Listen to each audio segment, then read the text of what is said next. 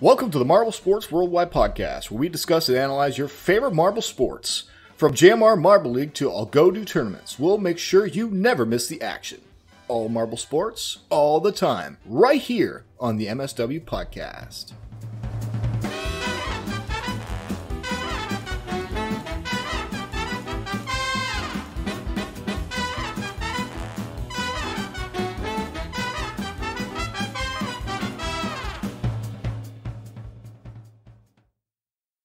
Hello everybody, welcome to the Marble Sports Worldwide Podcast, and I guess this is the 2-year anniversary, right? This is it? This is the day? Yep.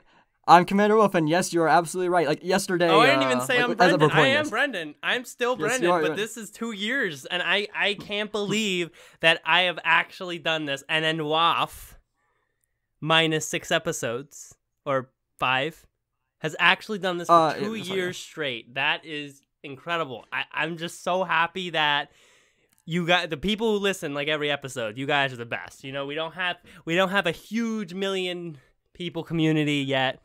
Maybe we'll get there one day. Maybe we'll be much bigger in the future. But for now, the community we do have that tunes in every week and wants to hear what we have to say.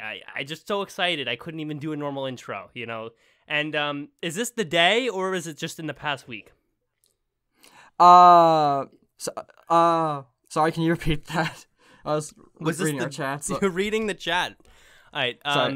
Was this the day or within the past week? Yes. Okay, so today we're recording on March 21st. Yesterday, March 20th, is the 20th anniversary. That's the 10th. That's the second anniversary. The second anniversary. We haven't been doing this for 20 years yet. My word. But yeah, like it's we were like just a little bit late, but we couldn't record yesterday because I was celebrating my brother's birthday because like that coincides with that day. So you know, but like yeah, it's been 2 years now since the first episode released on SoundCloud. It's kind of crazy to think about. Like we're at this point, and we're almost at 100 episodes now too. Like just 9 more after this one. It's gonna be crazy. Yeah, I am so like excited that this is even happening. I do want to say. I think for this episode, you're going to get clips from episode 1, the very first one I ever released. That's probably happening. This might be a shorter episode, and there'll probably be tacked on the back. So, or maybe even like, no, probably not between. We're going to tack them on. We're going to tack clips from episode 1 onto the back. I'm gonna have my editor go through. I'm gonna have him pick out ones that he thought. I love it. Woff's like, really? Yes, I didn't even tell him about this. I just thought about it now. We're doing that, and we'll throw them on the end of the episode. So if you stick around for the whole episode, or if you don't want to and you just want to hear episode 1, probably skip towards the end, and you'll probably get 15 to 30 minutes of my terrible episode 1 audio quality. I don't think we should do that. I don't think we should do that much. I think that's excessive. We kind of did the throwback for the 25 special, you know. No matter. We'll do something. I think it's probably gonna be like 15 minutes, and maybe it's gonna be like 5. I have no idea, but we have to. This is 2 years. This is something that only happens once in our lifetime, the 2-year anniversary. And that first episode is extremely important. So you're going to get something at the end of this episode that reverts back to that old times. And you can then easily compare the improvement between me now, Waff now, and then just singular me with my headphone mic reading stats about the Green Ducks. So, I mean, there you have it, guys. I'm really excited that we're here. I am. My name is Brendan, by the way. Did we do that? It is. Yes, we did do that, yeah. Your name is Commander Waff, right? It is Commander Waff, yes. Right. I guess for our YouTube watchers, I just heads up again, like last week and this week as well, like I don't have a face cam going because my camera's not been working. I use Elgato's Epoch Cam, which kind of uses my iPad's camera to do that, but like it has been working with USB, and the Wi-Fi kind of works, but it's super laggy, and so rather than have that low quality stuff, I'm just gonna not have face cam. So not sure how long that'll last, but if you have been watching the podcast like the video form, and that's just letting you know that I don't know when I'll be back to that, but hopefully soon. We await the return of Waff's face with bated breath. In any event, guys, there's not too much going on this week actually in the world of marble sports. We have JMR's delayed a week. And we have some news on JMR and some upcoming rally stuff that I'm sure Waff will read to us, and we'll talk about. So, we're actually sorry. I had a weird choking moment there. But we're gonna be talking a little bit today about some other stuff about the Racing Marble League and about a very important part of making marble sports. I love these episodes. I love the ones where we get to talk theory about what makes good marble sports, what makes good videos in the world of marble sports. That's going to be the general subject for today. So get ready, guys. We're going to dive into that. You're going to hear me giving all my crazy theories and rants, and Waff as well. But before we do that, Johnny Marble has to also chime in on this 2-year anniversary episode. Let's roll over to him right now, and we'll see you after the news. Hey guys, it's Wolf again. Sorry that Johnny isn't here to give you another piece of news or to, I guess in this instance, give a message about the show.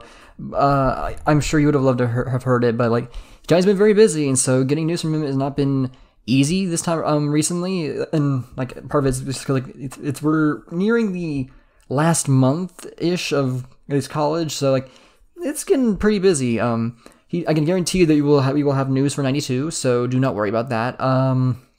But I guess in place of Johnny, I would like to say once again, thank you so much for these past 2 years. It may not have been 2 years for me just yet, but like for the show, it's crazy to think that this show has been going for 2 years, and we're almost there for like 2 years for me. And so it's like, it's crazy to think that a podcast about marbles could go this long, and it's all because of you. If not for you, we wouldn't be here still. Like, it's because people love what we do that we continue to do it. So, thank you so much for all of your support, and I look forward to yet another great year with all of you. Back to the show. The news is over, and we are back, everybody. Thank you, Johnny Marble, for bringing us this week's Marble Sports News. And this week, I guess it's a little unfortunate because JMR has delayed the next Marbula 1 race for this week. I believe it's the Misty Mountain, Misty Park, Misty Meadow. Misty Mountain would be kind of funny, like almost as a reference to the Misty Mountains from Hobbit. I don't even remember that. Oh, no, it is Misty Mountain. It is Misty Mountain. Yeah. Oh my God, that's awesome. Yeah, I do remember the movie. I just don't great. remember that particular part. All right, but you don't remember the song, like far over the misty mountains cold. I don't, but you sung it very well. Okay. Anyways, so that has been delayed. That is GP number 10, leaving only 3 races left for anybody to magically challenge the Crazy Cat's Eyes, who literally only need about 6 points more to secure their victory. So they, as far as I can see, based on the fact that it would be 0 odds, in my opinion, that Yellow Eye is not going to get points in the next race. So it's virtually not going to happen as far as any other team. Well, if I'm not mistaken, winning. Yellow Eye can only get a maximum of 6 points, or they can only get 5 points without actually making it literally impossible for everybody. Yeah, but I feel like Yellow Eye is going to come out, and Yellow Eye is going to get a top 3 at least in the next race. Yellow Eye is no slouch. Probably. It's happening. It's totally happening. So, yeah, so that's a shame, but it's okay because I think one of the reasons it's delayed, some people are theorizing that it was because of the new snow rally that was announced. If you could talk a little bit about that, Waffle, about what's going on with that. Like, when was it? Yes, stuff? Absolutely. So, well, I guess to kind of, I'm gonna paraphrase the post by Yella on the community tab. So they have to postpone Misty Mountain. Is the reason for the delay is that we had some issues in producing. The good news is that we have a new cameraman, video editor, who is Cars Van Verde. Van Veerd. It might be Van Veerd. I'm sorry. I pronounce that more like green in Spanish, which I'm pretty sure is not how you're supposed to. So it's probably Veerd, I'm imagine. But he'll be helping out with producing videos to produce, which helps produce the production capacity and the quality of the videos. It adds new camera angles, lighting, special effects. And so I think we can hopefully expect not just the quality to go up, but also maybe the production to get back on track again. Perhaps that might be nice. That'd be nice to know. Let's see here. Just as a heads up, Brendan, apparently there's no sound coming through on the YouTube version. Can you check that real quick, I guess? Oh, I can. But just while you're while I'm checking reading that, I will talk about that. Yeah, so I'm excited for the snow rally. I think it's going to be something new. I would like to see them finish the sand rally. Is it okay? This is a different thing, though, right? The snow rally thing. This is not like the sand. This is not the back half of the sand rally, is it? It might be, right? Is it? Yeah, this is the back half. Also, yeah, the YouTube is not getting some sound, so I think you need to fix that real quick. Let me handle that. Talk about sand rally. Yes. Anyways, so yeah, so for the sand rally, basically they announced that they're going to be filming races 7 and 8 at Snow World Amsterdam, which is an indoor ski resort, skiing center. So basically, the next 2 races, at the very least, are going to be snow themed, which finally, like, they're actually, like, doing something other than sand. Like they changed that name. We've said this so many times. Like, they changed that name from Sand Marble Rally to Marble Rally, and we feel like there's got to be a reason for that. Like, surely they're going to do something else besides sand, and finally, it's happening. Like, they're going to do some snow racing in the Marble Rally, which is exciting to see. I'm curious to see how these marbles will race. I don't know if have we actually seen the SMR marbles actually race in snow before? No, I don't think that we saw. At least if we did, it wasn't for like a long time. It was like once maybe, like a one-off video. We haven't seen them do that as a general series, I don't think. And to confirm. So I am confirming this snow rally is the second half of the sand rally that began a few months ago. Is that what I'm clear on that?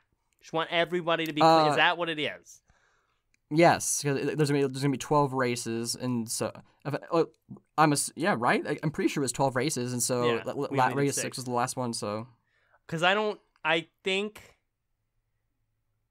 Okay, yeah, it says after Marble in Season 2, we will continue producing Marble Rally, including 2 races in snow and ice. Okay, fair enough, because I'm reading the thing here on the Reddit that I have up here. So yeah, that's I like that.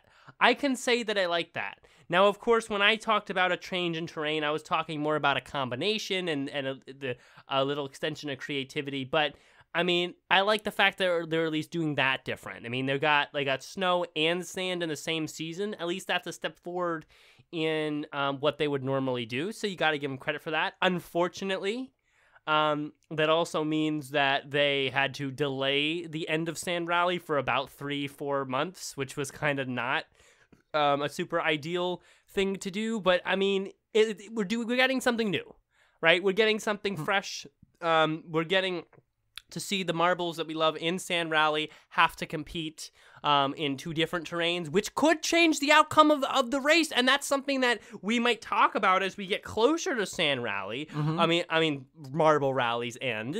What outcomes are going to be adjusted? What predictions might we have to change based on the fact that we're going to have a completely different terrain? And even if like I said, even if they don't do the crazy stuff that I would love to see, like a track that changes terrain a few times within the same track, the fact that they're just going from sand over to ice is kind of like some a point where you look at your fantasy team, you look at, okay, week to week, which marbles you want to keep your eyes on. That's going to change because, I mean, while some marbles are always going to be good and some marbles will probably always be bad, there is going to be a switch of which marbles will be more, I guess, more confident, you could say, but just generally more skilled from sand to snow. That is a fact.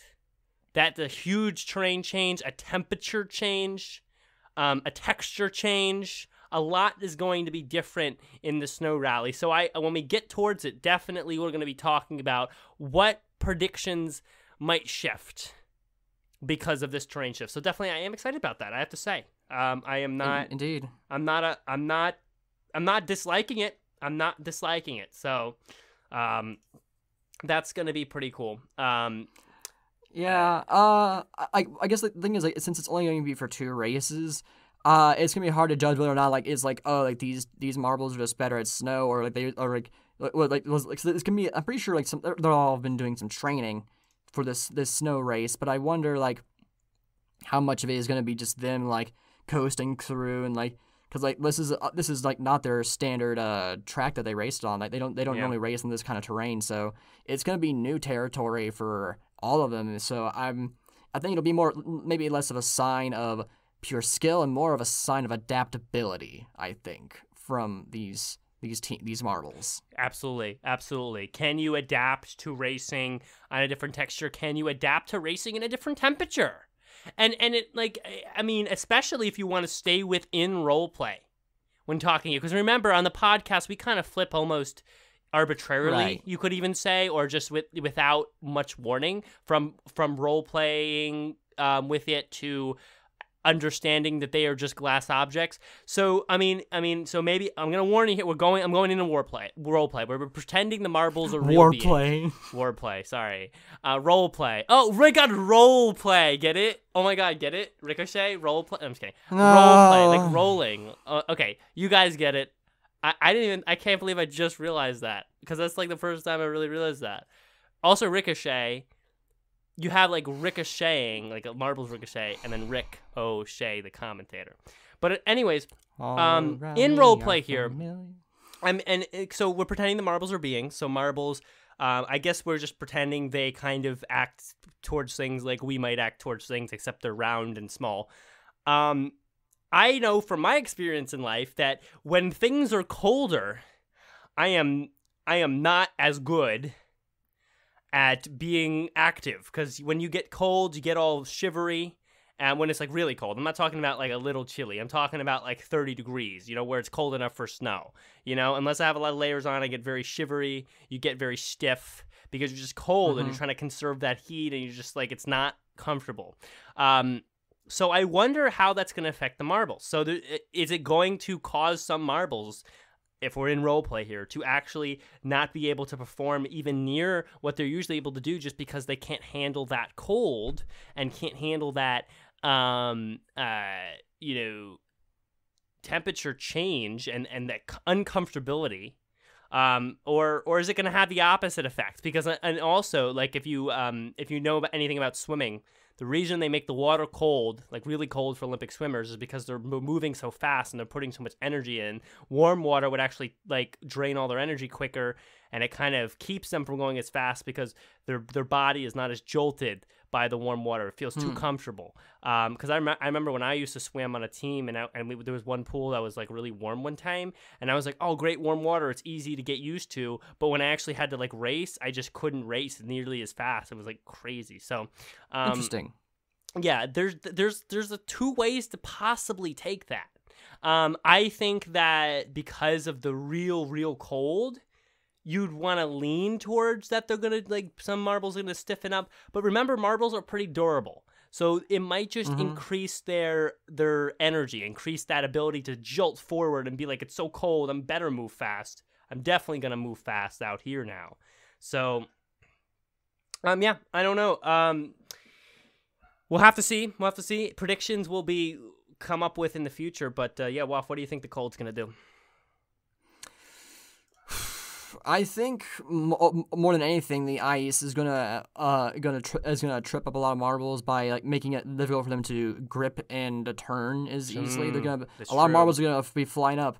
If those curves are probably better, should probably be up a lot higher than they are for the sand rally, because I imagine a lot of these marbles are going to be sliding down this track, and like that momentum, they're not going to be able to stop or control themselves, and they're just going to go flying off the track a whole lot. I think that's probably actually my prediction for at least the first race is going to be, is a lot of marbles are just going to lose control and go flying off. I think that's what's going to happen. All right. No, yeah, that's something I didn't even think about, how that terrain is really going to affect the slip sliding friction aspect of it. Grip is hard. Grip is effect. And because Waff, in sand rally that we've seen a lot of marbles DNF because they can't get grip on the track. And sand is a very grippy type of thing when it's kind of wet, or like padded. So yeah, that snow, that ice is going to be very tough on some of these marbles to Indeed. stay. It's kind of like racing on ice on bald tires. I mean, it's going to be tough.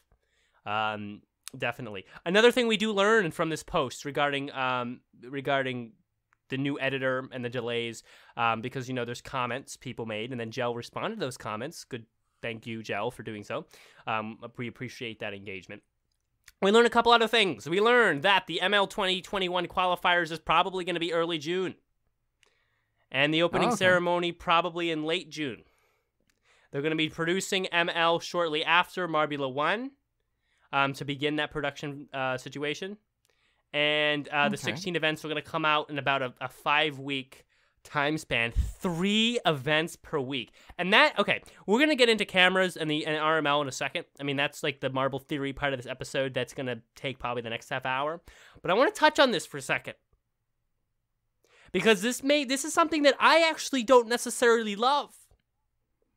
Yeah, because I squeezing it into that amount of time. I mean, of course, that's for those 5 weeks. We're going to be talking about nothing but JMR. That's number one. Because imagine getting through 3 events in 1 episode. Number one. But number 2, it's like, is that even a smart idea from a channel perspective? Is that even a smart idea from a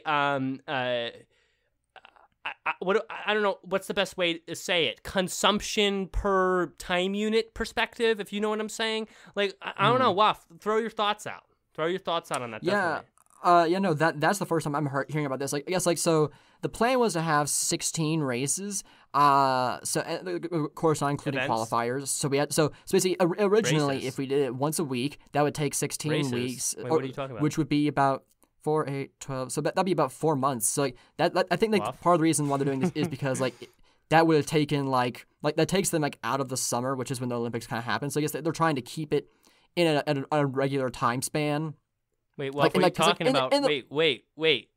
You said races. What do you mean? This is Marble League. This is events. Well, sorry. I was talking about. I was just viewing Marble League as like racing only, but like, I forgot like they do other things in Marble League. You like, forgot? You forgot they do other things in Marble League? You all know what I mean when I say that. Like, this is the 2-year anniversary of the Marble. Bob has been doing this for 2 years. 2 years of his life. He is, what is he? 22. That's what is that? What is that? 23. That is about 1/11th of his life, of his entire life, his full life. 1 full 11th of that life he has spent weekly talking about Marble sports, weekly engaging in the content created by JMR, and spending extra hours producing plus content about JMR. And he said he forgot. He forgot that Marble League has events that are not racing based, which is one of the main things. All right. Okay. That's enough. That's enough tearing you down right there. But I just thought that was hilarious. Okay. Yeah. Sorry. Cause Anyways, back to us. People who listen to the beginning of the show are like, "Oh my God, 2-year anniversary! They guys know what they're talking about." And then like, anyway, well, continue, buddy. Continue. Sorry. So Anyways, clip that audio right there of that whole situation. We'll have that for years to come. Anyways, back on track here. So, with the way that it used to go, it would take about. Oh no! You know what? I'm cutting into you again. Sorry, I'm interrupting you again. Write that down. Write down what you said. You forgot this and put down this was the 2-year anniversary episode. We haven't had to write that down, Mr. Waff, in a while, and we're bringing him back. Write that down, Mr. Waff. You said, I forgot that Marble League did events besides racing. It was worded like that or something like that. Write it down. 2-year anniversary. Do it. Just do it now. Right now. We'll wait. We're all wait. I forgot that Marble League did what? I forgot that Marble League did, I guess, events besides racing. I think that's what you said. The exact quote. I forget. I like to do exact quotes. I'll save it for later. I'll have it written down, then I'll edit it later. Okay. All right. Perfect. All right. Awesome. Okay, Waff. Now enough beating up on you. That, by the way, now I owe you one as far as you beating up on me for something stupid. So you can now continue your the very serious thing you were saying. Anyways, as I was saying, at the original pace of doing one event a week, it would take roughly 4 months to do the entire thing, which is pretty drawn out, and like it's not like real life Olympics, like where it's all in the summer, and like in the real life Olympics, like there's more than one event happening in once. Of course, in those instances, it's not just the same athletes. There are different athletes for different types of events, of course, but in marble sports, it's the same athletes doing all different types of events. So I guess for them, it might be a bit stressful, like to compete so many times in a row. But like but from the viewer's perspective, for the sake of entertainment, it would make it more well paced and condensed. I guess like the problem I'm trying to think of is like before, like they had to do it at that pace, whereas now like they're trying like this new editor / cameraman better be like, and I'm assuming he's being like helping with the workload a whole bunch, because I can't imagine them getting it all, like being able to do it at that pace without any sort of delays. Yeah. I feel like that's gonna be very interesting to see how they handle that. I'm not really sure.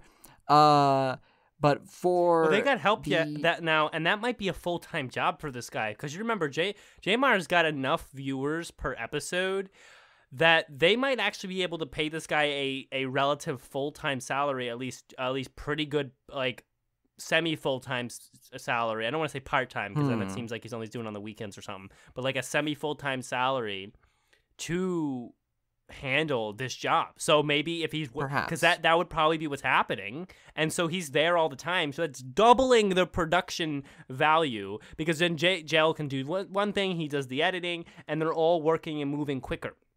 True, that's true. Yeah. I guess for the show, I guess that'd be interesting, like to talk about 3 events in one go. Like, I remember when we did the show bi-weekly. I don't remember when we changed that. When we stopped doing that. I think whenever the show started bi-weekly at the beginning, towards the end of Marble League 2019.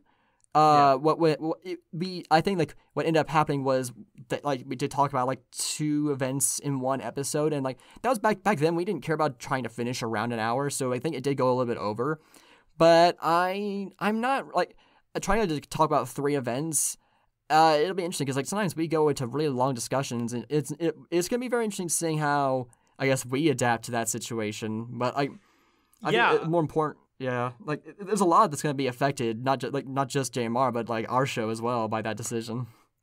I would say that it's probably going to end up like this, because we want to make sure we get all the content out to you guys, and we want to make sure that we cover everything that's most important about each week. So the likely happenstance here would be that we would kind of section things off better. So like we come in, okay, we do the intro, I yell about something stupid, then and soon I'll have more stories to tell, because summer's gonna start, I'm gonna be doing stuff, and then college, I'll be on campus, so I'll have way more stories to tell. That'll be fun. Right now, literally so much nothing is going on in my life, so if I just talk about my progress in Geometry Dash gaming, then that's not really helpful, but or interesting, I guess, for most people. But like when there's more stuff going on, we do the intro, we have Johnny Marble. By the way, those new segments will be chunky for those 5 weeks.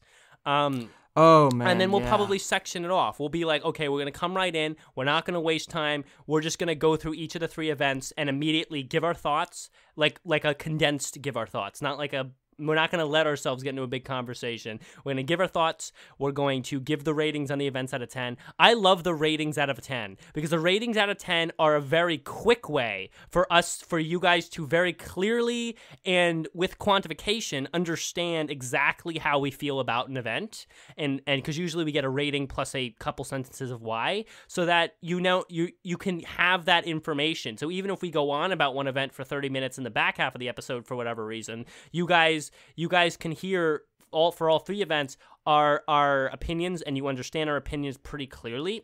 So that's probably going to section that off. We're going to be like, okay, we're going to start by getting that out of the way. Then we'll get out of the way thoughts on some of the marbles. And that's when then maybe we'll kind of backtrack and then like talk about one event at length if we wanted to. Because I do want to because that will be, because, think about it. We talk about Marble 1 for an episode, and we spend a whole episode just getting through one race. And that for JMR as well, like 2 events is always a lot to talk about. So 3, we're going to have to make sure we section it and then come back and stuff like that. And let's not forget, like, I don't know if Racing Marble League will still be going on at that time, but I think so. MSPN will be back.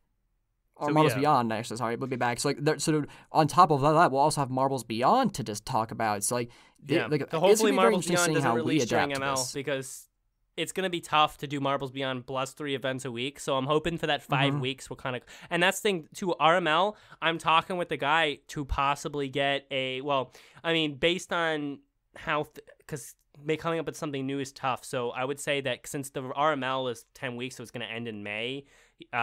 we're bouncing around a Marble League type tournament idea for RML, which, by the way, if it comes through, it's going to be so good because that guy has such creative track building.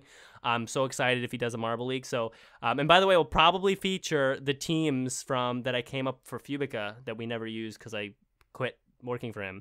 Like the Amethyst Alliance and stuff. But we're bouncing on that idea, but it probably wouldn't be ready by June or July. It'd probably be more August. September stuff. So gotcha. I mean, I'm really kind of, because I feel like RML is going to end up being like a if he goes for the Marble League thing, it's going to be like 2 things a year. You're going to get a Marble League towards the fall and like a racing Marbula 1 type thing in spring. So we'll see. I don't know what's going to happen with that, but we're bouncing around that idea. I'm really hoping we get to try that out. Yeah, it's going to be just JMR for those 5 weeks. But anyway, we do got to get to the camera stuff, but I do want to say one more thing. I personally don't like this idea, not from the standpoint... Well, from the standpoint that this is a bad idea. This is just a bad idea to put 3 events in 1 week. It just is. I mean, there might be positives to it. Like the fact that when you have an actual sports competition, if it takes 2 months to develop, that can be kind of weird. So like a lot of sports tournaments almost happen in like 2 weekends or something like that. So you might think the more the better. But because JMR is a YouTube channel and not just a sports channel on TV, where their events are live and stuff, it makes more sense to have this spread out. So that, first of all, you have people coming back to the channel for a longer period of time. Because the less time you have at Marble League running for, the less time out of the year people continue to come back to the JMR channel. Which means that even though they might love the Marble League videos, like, let's go to the extremes here. Sorry, I'm going to backtrack for a second. Let's go to the extremes here. Let's pretend that Gel uploaded all 16 videos in 1 week. Okay? That's crazy, and that would be bad. We know that would be bad because that would be way too much consumption per unit time. But if they did, and then someone watched all 16 videos, I would because even though it's way too quick to upload all of them, they still be all amazing. I would enjoy all that, but then that's only 1 week that I paid attention to Gel's channel, so I'd watch it all, binge it, and then be like, okay, well, Gel doesn't have anything coming out for like 7 months, so I just not even gonna pay attention to the channel anymore. It's bad YouTube strat. So that extreme is bad. But if they uploaded only 1 event per week or 1 every 2 weeks, then you probably wouldn't keep coming back because it'd be so like long between events that it's just like, okay, these are only 15-minute videos and I have to wait 2 weeks. So for a lot of casual fans, it'd be hard to stay in it. So you have to find that balance. And that balance based on the amount of times JMR uploads in the year, with it being pretty much 3 different tournaments over the 365 days in a year, which each tournament only having, what is it? I mean, like if you count all the videos from each of the 3 tournaments combined, you're looking at close to a video per week with a few weeks break. So every time if you're really condensing that within the Marble League into 5 weeks, you're making huge gaps between the end of Marble League and your next tournament, and on the other way, the beginning of Marble League and the tournament before. And those gaps are going to increase the time that casual fans are going to forget about JMR and not come back. Also, 3 events per week, people might feel like they're getting backed up on events and then lose interest in watching all of the videos, as opposed to just like jumping to the recent one because they're like, well, that's a lot of videos to watch. I'm already backed up. So 2 was perfect. 2 was a perfect balance of time consumption per unit time, in my opinion. And this 3 is not just because we have to change things on a podcast a little bit, but just because in general, like in a good YouTube strategy, like it just doesn't make sense to me. It just doesn't make sense like just based on the fact that like it's not like we got Marble League for these 5 weeks and right after there's going to be another thing and another. No, we got 3 tournaments a year. So you want to I feel like I don't know. Maybe I'm wrong, and maybe you guys should write in about this too. So you guys get your opinions, like mswpodcast@gmail.com moment there. But I just feel like it's too much. It's too saturated in those 5 weeks. I mean, yeah, no, I get it, but like I also feel like sometimes like there's also that feeling of fatigue of having it stretched out for so long. Like it really depends on the balance. Like I can't remember like I do feel like towards the end of each Marble League, I do feel just a slight bit of fatigue, but like it always ends right before it gets too much to be too much for me. Right. So but I'm trying to figure out also it's kind of hard to figure out sometimes when I'm either fatigued by Marble League or when I'm just fatigued with life, and if that's bleeding over, it's hard to tell sometimes. Yeah, but I get it. like I think ultimately, like for the sake of the quality of JMR, like it will I think it will be better I'm assuming the fact that they're doing this means that they're going to like really make sure to having everything produced and ready to go ahead of time, which means that there's not as much of a chance of a delay happening because okay, so this like they're setting a very specific deadline for themselves. Like we need to have 3 episodes ready every week, most likely the same days every week. And it doesn't. So go ahead. Sorry, I cut right into you off. So, but yeah, so they'll basically make sure that they have all those episodes ready, probably not just for that week, but for the next week done while they're releasing them. And then like while that week's episodes are going, they'll be recording the events for the 2 weeks ahead. Yeah, they're gonna be really busy too, but it's just like I don't know, man. I just feel like you're kind of like it decreases the epicness of Marble League because it's over so quickly, right? It's over over not that long after like dude, we 2 weeks go by, we're already halfway through Marble League, right? Yeah. I mean, like you know what I'm saying? Like it's like. Yay, the videos keep coming, but I just feel like it's not as drawn out as it should be. Like there's a good amount of drawing out because showmanship is about drawing something out the right amount of time so that people still keep that suspense, but don't get bored. And 2 events a week was perfect because it was every couple of days. So like you watch something and then you're like, okay, 2 days go by, I gotta do life stuff. Then okay, good, another video. So you feel like it's an engaging part because if you do anything twice a week, it's an engaging part of your week.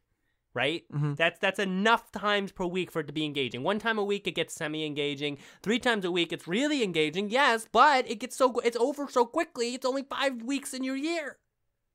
Mm-hmm. And that's going to decrease, in my opinion, in the long run, the interest and the remembrance of casual fans and new fans to come back to JMR for the following tournaments because you're going to have this 5 weeks and you're going to be like, okay, well, we got Marbula 1 coming 7 months later. Mm-hmm. So I don't... Yeah. I don't know. That's my opinion.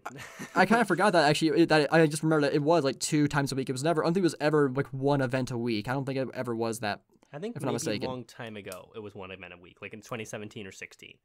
Yeah. So I guess we have actually. So it has been like 2 events every week. I think 2 and 2 actually would allow it to still be finished in 2 months. So it's very strange that they're choosing to do 3. Let's talk about something here. It just came to my mind.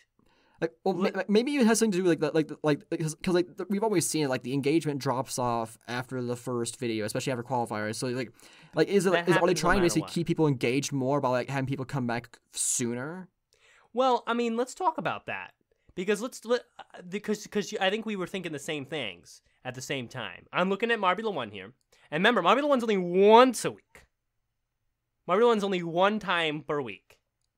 Okay, so let's look at the first race got 377K, which first one, no matter how many times you upload per week, first one always gets a ton more views because when people want to watch something new, they always like, okay, let me go to the first one and see what that's like, since that's like, because if they want to watch the whole thing, they want to have started with the first one to not ruin the story. So that's just what most people intuitively do. So that's always going to have the most, even for people who are like, okay, this is something cool, but then they forget because life or whatever. But okay, so we'll set the first one as an outlier. This is 1 week of remember 1 video per week from Marbula 1. So let's look at 2. 2 is 262,000. All right. 3 is 224,000. 4 is 215. 5 is 215. 6 is 304. 7. Because we had a big break. So 7 was 157. So an 8, 152, 9, 107.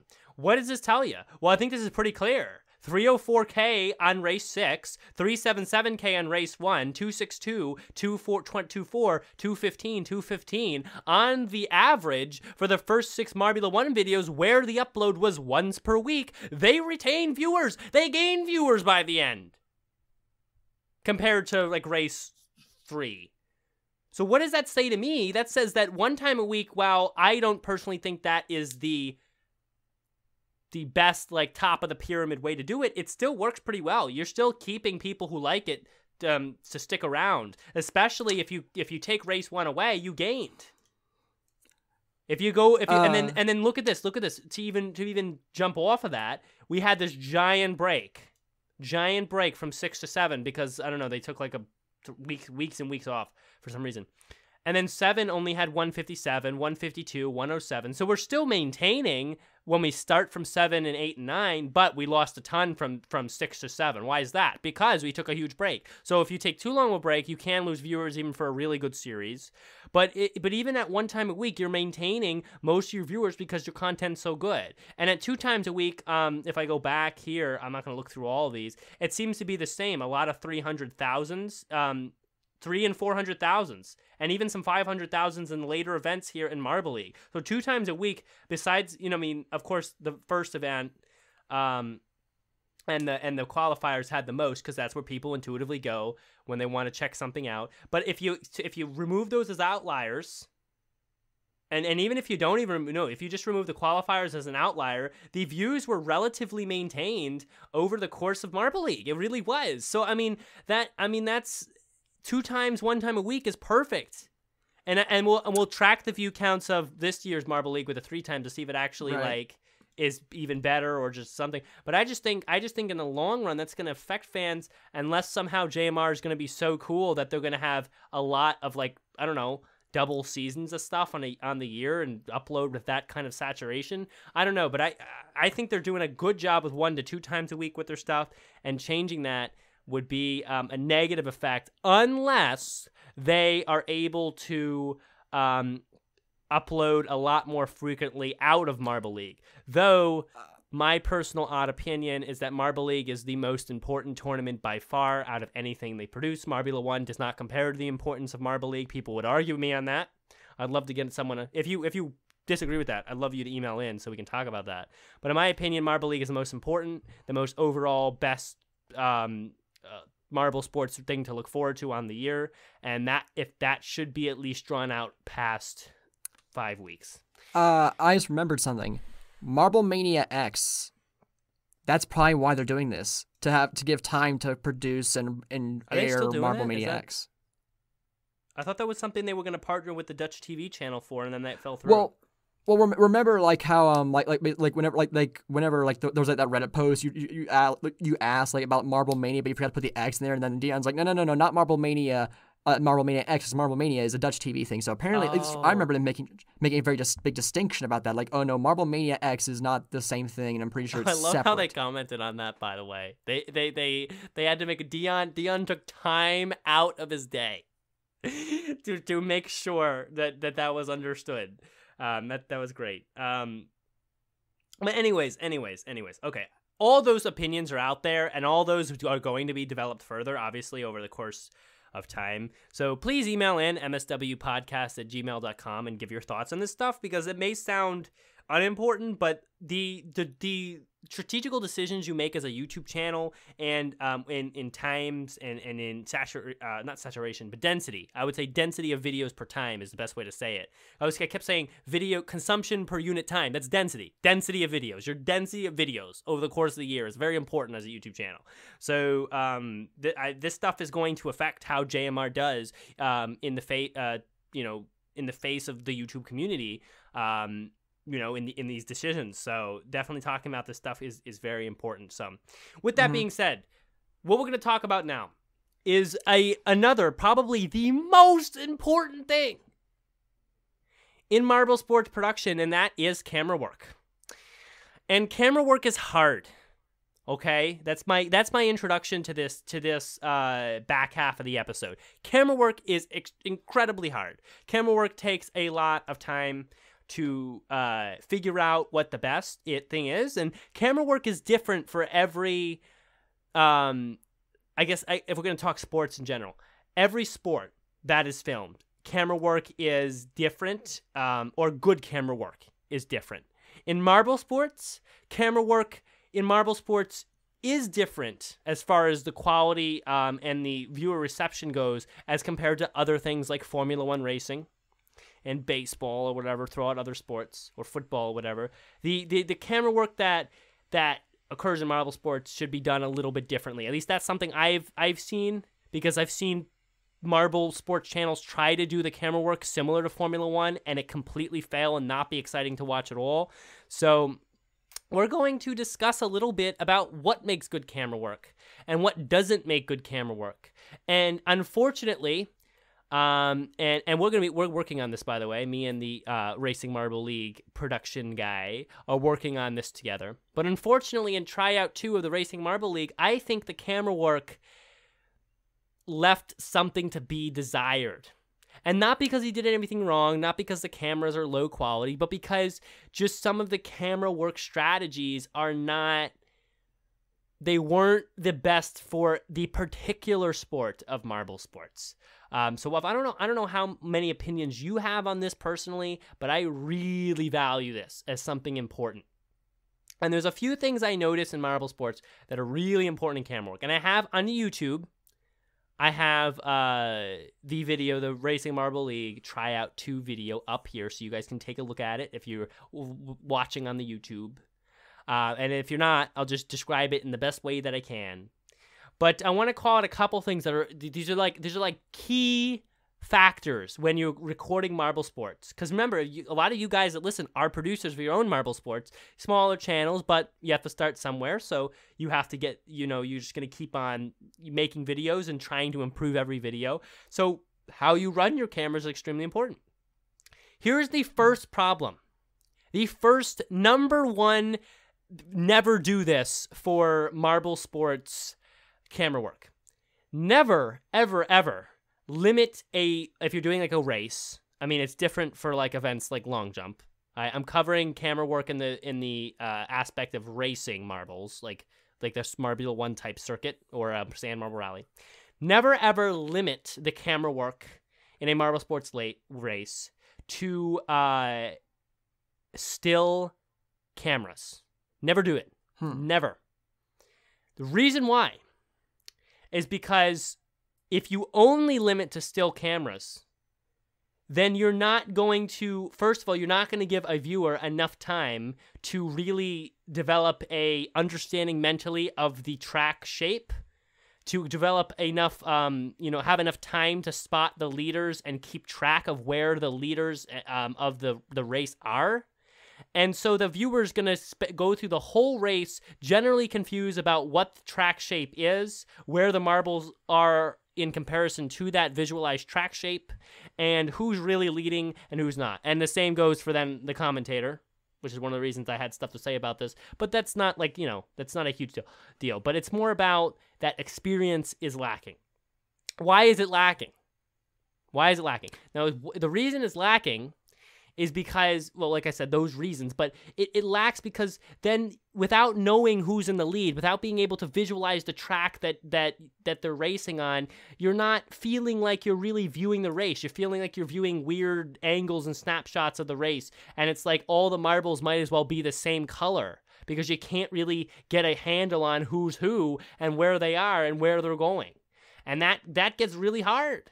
That gets really hard. And so a lot of people do this still camera thing, because they think, okay, well, more cameras means better quality. The more cuts I make, the more high quality it looks. Formula One also does things like this as well, where they cut a lot and get different views, like a close-up view, then an overhead view, then a side view. And that works for Formula One because the race doesn't happen in short 1-second moments in Formula One. Even a single pass in Formula One takes a while to happen. if you, because I've seen a little bit of Formula One, when cars actually pass each other, like it doesn't happen in about a half a second. No, it happens in about a few seconds, like 10 seconds. The car begins to pass, they get side by side, the other car passes. It takes time. So you have a lot of time to develop an understanding of the passing and see it happen, and the announcers can get a handle on who it is and give you information. And then number 2, passes don't happen that much in Formula One compared to marble racing. In marble racing, it's like every time they roll, there's like a new pass every second, especially if you take a look at the field at large. So the confusion is going to build with a lot more passing if your camera angles make it tough to visualize the race. So that's definitely a reason why this doesn't work. And Fubica does this too. That's why I didn't love Fubica's camera work. And I was like, I was, for a while couldn't figure out why. I was like, okay, well, there's all these cuts, but like, why does it feel confusing? It's because of that, because you're missing a lot. So that's number 1. I don't know. I'll stop right here because this is something kind of I've prepared to talk about, but of course Waf's here, so I want to get Waf's thoughts. Like, Waf, what do you think about what I said there? Like, does that make sense, or is that something you notice, or what? I definitely get that too. Like, I remember watching the second tryouts for RML, and I felt very confused. Like, wow, this is going really fast. Like, what happened here? Like, and like I think it would have been better if like the camera, there's more like actual moving camera, like following marbles. Like I could get a better look at the track and like how they traverse it. But also like I feel like whenever a camera is moving, like and like more of the background itself is moving, you're more engaged in it because even though the marbles are moving a lot when it's just a stationary camera, when like everything around the marbles is moving too, like that engages your mind a lot more and it keeps your interest easier. So, and I also feel like personally, there are some times where a still camera actually works. Like I remember in this season of Marbula 1, like they haven't been doing it recently, but in some of the earlier races, like they had a camera that was pretty close to the track and like kind of like almost like a head-on camera view of the marbles racing down. And I really loved that angle. That looked really cool. I wish they bring that back for the last few races here, but like. But for the most part, they have that camera that follows the marbles. It makes it feel more like they're actually moving really fast. Like they're moving so fast, we need to have a camera constantly moving to keep a track on them. Whereas in this instance, is like they're slow enough and far and small enough to where if we can just like put a stationary camera and see what we're doing. So like having that moving camera makes it feel like everything's moving faster too. So definitely like it's better to. I think, I'm not sure how much to judge this video because like, this is just the tryouts of the actual race. I imagine like when the actual race comes around, the RML will be doing a lot better. But like camera work can really make or break a race's engagement and quality because it Agreed. Because what's the word? I think I'm just kind of reiterating myself at this point, but like it keeps you more invested and it makes things seem more visually interesting when a lot of things are moving instead of just one thing. Yeah. Or I guess a few things. I agree with that. I like your insight. That's similar to what my thoughts are.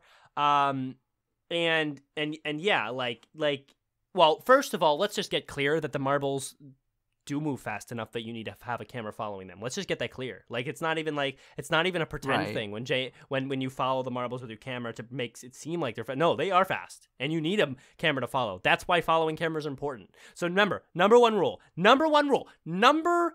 uno rule in producing marble sports is do not have only still cameras when you film. Do not do it. Just don't do it. If you do it, just delete your video and restart.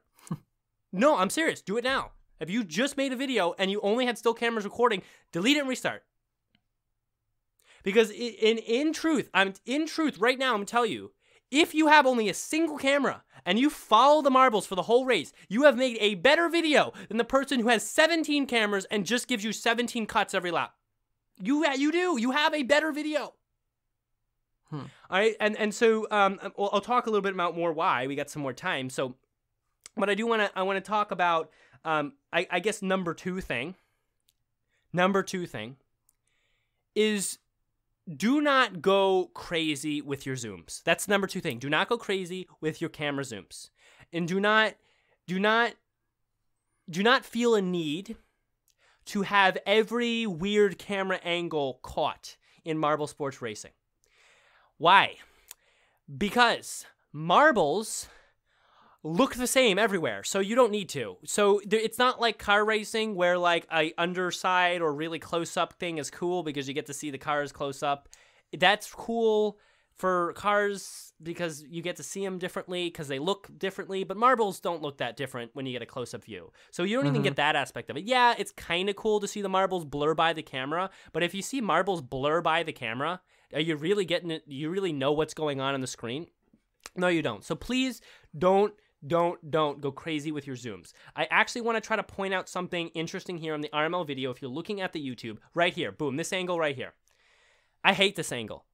I told the guy I hated this angle. And speaking of that, RML, we're working on it too. He's he's new to marble sports still, so he's working on camera stuff to try to get better each time. This right here is one of the worst camera angles ever in marble sports. Why? Because look at this. We got this weird angle here where most of the action you're seeing in from your perspective is happening on these two track sections right here. If you see my mouse, on this 90-degree turn, these two track sections, all the action that you're seeing is happening there. So the marbles blur by the camera like that, but all the action that's in reality happening in the race is all stuffed into these corners on this zoom, on these like 1, 2, 3, 4, 5, 6 track pieces either way. That's where all the action is really happening because that's where all the marbles are passing. That's the long straights. And so you as a viewer are only really experiencing the zoom on this 90-degree turn when all the actual race action is happening on these other lengths. So what does that mean? That means you see these marbles blur by and you're like, whoa, cool, marbles close up, but you have no idea. You have no idea whatsoever who's in first place. You have no idea whatsoever where those marbles are going after they round that curve. You have no idea whatsoever, what lead changes or in the middle of the pack changes are happening. And that's a problem. That's a problem for a viewer. So even though this camera angle seems at first like, oh, what's wrong with that? It's decreasing the viewer's ability to understand the race. And so, and of course, you can, if you want the still camera for this particular curve, that's fine. All you need to do is raise the camera up about 5 feet and angle it so that more of the camera's view captures the edges of the corner and it doesn't zoom in too much on the turn, so that you can see more track where in your view while the marbles are coming. And okay, the best way to say this is like this. You want to be careful when you set up your camera that it's not too close to one piece of track and too far from another piece of track that you're all capturing on the same camera. You don't want the marbles to change size as in relative to the camera view. Now, I'm gonna try to re-explain this as best I can. If you set up a camera, okay, if you go set up one on your floor, and you put a marble 3 inches away from the lens, the marble relative to the camera view, on your screen where you're recording will look big. If you then take that marble and put it 20 yards away, it's going to look tiny. Which means that even though the marble doesn't change size, in the view of the camera, it changes size. That is the reason why you should never, when recording marble sports, unless you're doing it as a once every 7 laps inset view, never for a general view in marble sports, have a camera that is directly receiving the marbles head on or watching the marbles go directly away from it. Why? Because in the relative view of the camera, the marbles are changing size. And because they're changing size, that, first of all, brings your view towards the wrong part of the race. Because think about it. Let's say the marbles are coming towards you on the camera, then the marbles are biggest when they're near the camera lens, which means that those marbles are the only ones you're focusing. You're not going to be able to focus on if they on the turn afterwards, if you can still see that in the view and what's happening. You're not going to be able to focus on all the passing going on beyond, like behind those marbles and the rest of the pack, because you have these giant marbles in your face. They blur by and you can't focus on anything else because those are so big. And because they're so big, they're going to block the view of some of the other stuff as well. So you don't want that very low angle view. And the same with drawing away. You're only focused on the marbles in the back as they come across instead of the ones in the distance, which is the leader, that you're missing a lot of passes because of that. You don't want that. And that's why low camera angles, or even the ones I show on here, are bad, because there's a point where the marbles are tiny on the view, and there's a point where the marbles are large on the view. So that is number one. There's other points. So to rehash, number one, don't just have still cameras. and we'll get to number 3 in the second, which is a helpful inverse of number 1. Don't just have still cameras, number 1. And number 2, do not, okay, number 2 is kind of like a 2-part. Number 1, do not have your separate different cameras, if you're using more than one camera, have different zoom levels. Like, make sure the zoom levels are similar from camera to camera, and don't go crazy with your zooms. Don't have a weird angle where the marbles are relatively bigger in one part of the track and like half the size or even less relative to that camera view on a different part of the track. This is tough to explain only in voice. I actually made a video for the RML guide to explain it as best I can, so maybe in the future I'll even make a video like that, or you can please write in and ask questions if you make marble sports, so I can try to explain this better. But those are the first 2 things. And now we'll turn over to Waff to see if he has any thoughts on those things.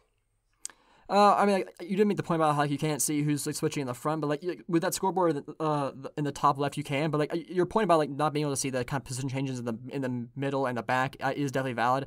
I also feel like that camera angle wasn't very good because like it wasn't. I think like that wide section of the track was more interesting to watch than that curve, but like they didn't, and so much of it's covered up by that scoreboard there that it's hard to see what's kind of all going on. Yeah, the scoreboard was tough too.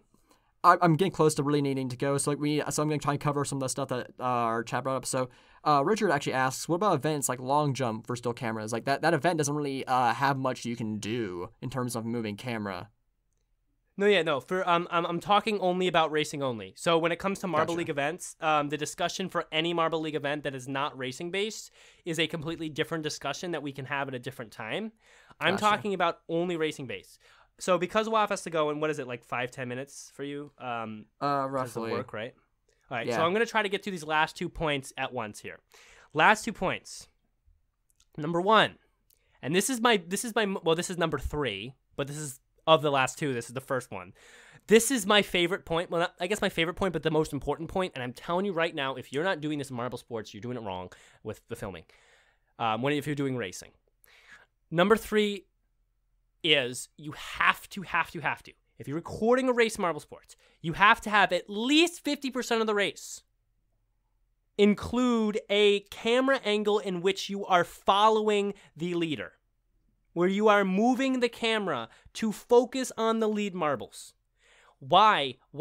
You might think that's obvious, or you might think that's something that is preference and there's no good reason. There are definitely good reasons why. First reason why.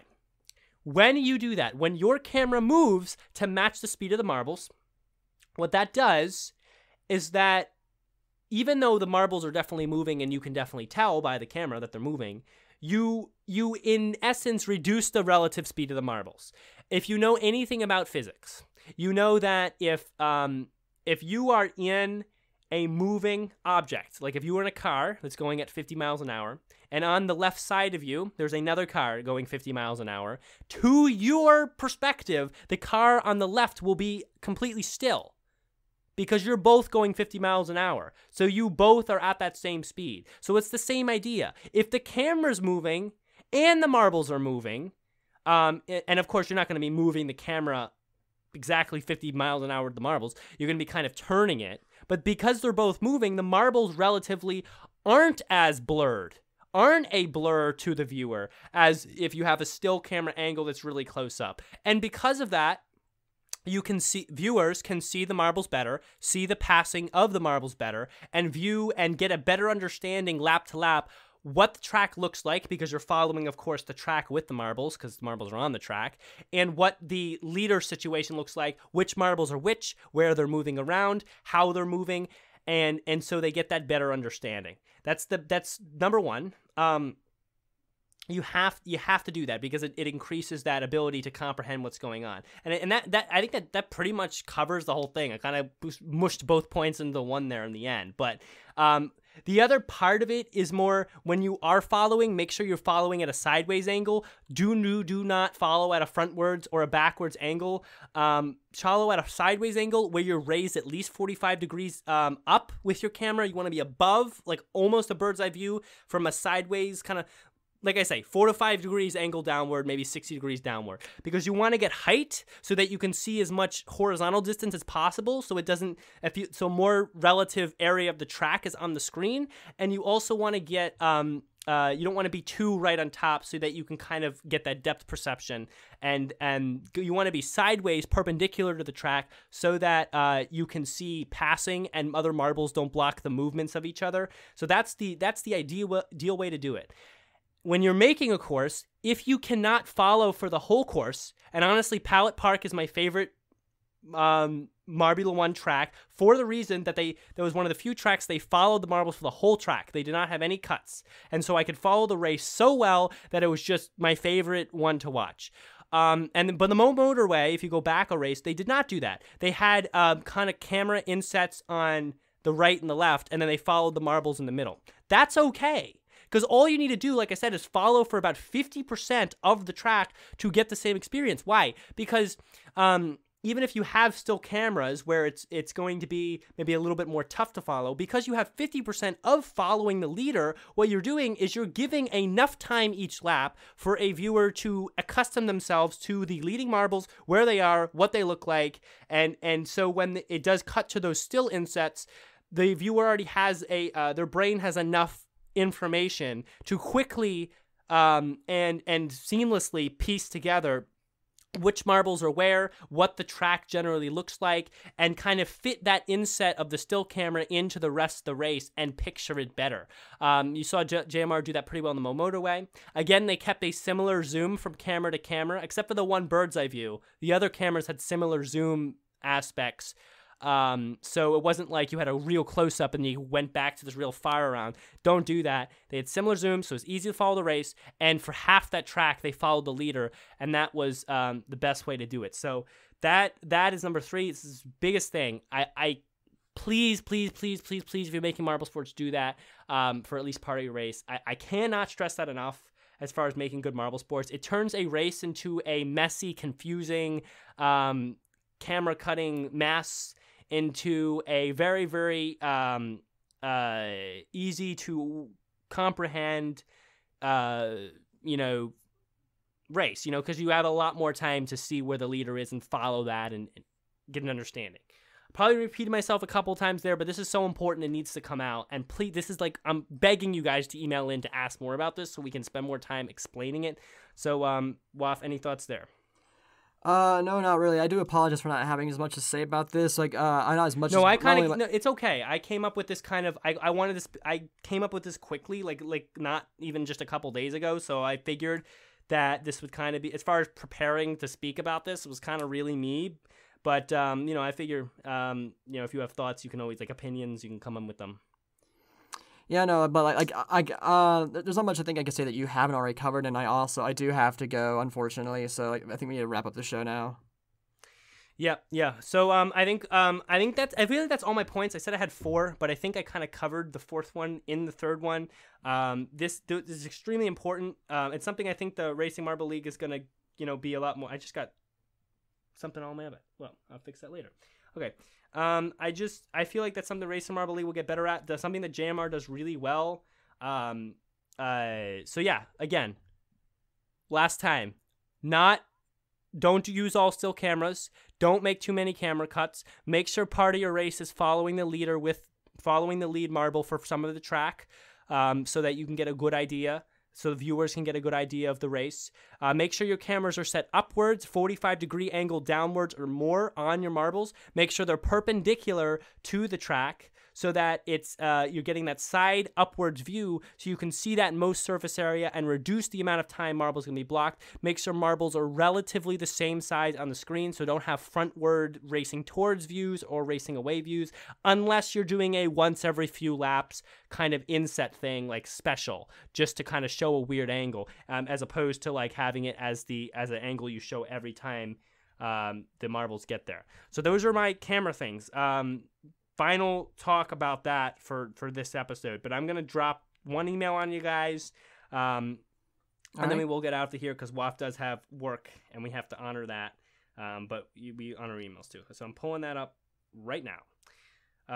But yeah, guys, this is so important, guys. And Marble Fubica, that's one of the reasons I don't love them, even though they're such a big channel. It's one of the reasons it's hard for me to really get accustomed to them, because they don't do the camera angles good at all. I tried to really talk to him about that, but it didn't work out. And of course I'm no expert on that, but I know as a viewer because I've watched like everything Marble Sports for a long time, so I know as a viewer what I do like and what I don't like, and what I like I can understand and comprehend well, and what I can't. So yeah. Here we go. We got one email for this week, and remember, please email mswpodcast@gmail.com. And we got Adu emailing in with the subject, congratulations, plus some questions. So he says, 2 years. Wow, a roller coaster ride and a big achievement. I think no other Marble Sports news media lasted that long. I think you're right. That's why I'm really proud that we're still here and going. I hope for more in the future. So do I. There's still a lot to discover. There's endless things to discover. So, how the scenario looked like when you first found out about marble racing, both in content and community. Okay, so these are all questions. What do you consider the most improved element in all these years? Which concepts do you think had great potential but eventually scrapped? Okay. First question, there's a lot to talk about with the beginning of me getting into Marble Sports in the community. I have talked about this stuff other episodes. We will probably reminisce about that more on episode 100. Most likely, unless we get like Greg Woods for episode 100 or something like that, or Mel for episode 100, we're going to spend that episode reminiscing. If not that episode, we will spend an episode reminiscing. It will be 99 or it will be 101. And so you're going to get that episode where I give the full bread story through from pretty much my whole Marble Sports life, from when I first entered the community to when through X Camo, through Fubica, through the X Camo wrap, which is terrible and awful. I can't believe I made that. And through commentary, through everything. You're going to get that story. So I'm going to table that huge question for later for a few episodes, and you'll get that around 100. But the other two are easier. What do you consider the most improved element in all these years? Honestly, the podcast itself has improved pretty well. We don't edit it, of course. That's like the one thing that I would say is the only thing that sticks out to me, is something I'd love to improve, but something I don't have any time to improve. It gets edited every now and again. Like we do that. We do basic audio editing, like to like. Editing it to cut out all the times, like the cut like every few minutes. You know, that kind of editing, like that heavy duty kind of super detailed editing. We don't do that. I'm fine with that for the most part because I like the genuine kind of flow. Right. But I think that we could benefit from some of that. The problem is like me and Waff don't have time, and honestly, even our editors, like they're pretty busy too. So unless as far as that aspect goes, I'm pretty much waiting for the person to come along to be like, okay, I want to take your podcast to the next level and edit it in that way for you. I would, of course, love that. But until then, we kind of have the unedited, kind of edited, but like we don't like we take this bulk of the episode, this 50 minutes that's like after the news. We just take that. We don't edit that part. We just edit it into the other sections. So besides that, I think the podcast improved. We have the YouTube stream now, which is something we didn't have. Me and Waff are better podcasters. I'm way better podcaster than when I first started. Oh my God, I remember episode 1. Waff's way better too. We improve every episode. I think my status in the Marble Sports community is better than it was when I made some mistakes a year or two ago. I think the channel's good. I mean, I'm happy. There's a lot more growth to do, but we're good for now. Which concepts do you think had great potential but eventually scrapped? A lot of concepts were scrapped because of just working them out. Like, for example, I had an idea for a actual Marble League style thing on my channel with someone who would have done a great job, but because of timing, because it was a lot of work for him and we kind of had differing ideas, that was scrapped. The Algodoo League was a great idea that was scrapped because it was one of the few times where more boisterous decoration was brought to the Algodoo world. But the problem was, first of all, it took me way too time to make those. And second of all, I went a little bit too focused on the decoration and less focused on keeping marble racing as pure as possible. And some of the stuff, which I thought were going to be really, really exciting to watch, got lost.